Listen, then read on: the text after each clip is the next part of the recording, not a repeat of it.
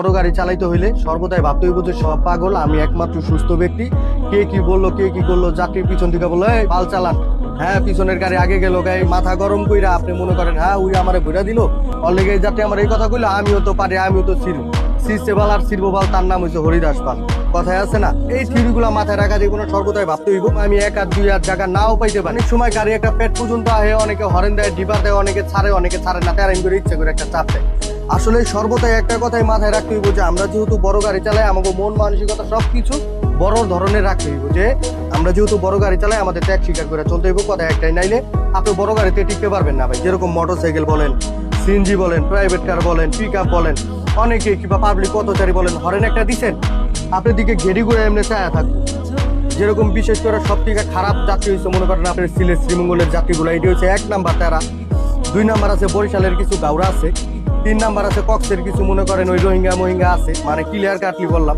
তাহলে কি করবো, হরেন একটা দিচ্ছেন, আপনি যাইতে পারেন আর না পারেন, ওই রাস্তাটা কিন্তু অলওয়েজ ভিজা থাকে, লবণ চাষ করে ডাইনে বামে রাস্তা ভিজা থাকে। আবার মাছের গাড়ি যাতায়াত করাতে পানি পড়তে পড়তে আবার ইটের বাটার মাটি মুটি টানে, সবকিছু মিলে রাস্তা পিছলা ভিজা মাটিতে একবারে তেল হয়ে যায়। একটা হরেন দিচ্ছেন কিংবা ডিপার দিচ্ছেন, ওই বুঝে নাই, ওই বামে জায়গা আছে, ওই ইচ্ছা করলে নিলে নিতে পারে, কিন্তু ওই বামে লইব না, ওই কি করবো বের করে আপনার মুখের দিকে চায় থাকে।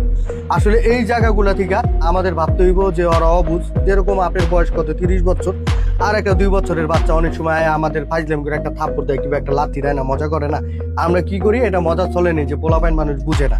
অতএব কথাই একটা যে আপনার বড় গাড়ি চালাইতে হইলে সর্বদাই ভাবতে হইব যে সব পোলাপাইন আমি বুঝি, দুনিয়ায় সব পাগল, আমি একমাত্র সুস্থ ব্যক্তি। সাকুরা পরিবহন একটা গাড়ি চালাইছি, যাইতাছি মানে মোস্তাপুর পার হওয়ার পরে সাদুর ব্রিজের আগে যাইতাছি ভালো, হঠাৎ করে মনে করেন যেরকম আপনার বুস্টার বাস্ট হয়ে গেছে গা, প্লাস বুস্টারের যে হাওয়ার পাইপ আছে ওইটাও বাস্ট হয়ে গেছে গা।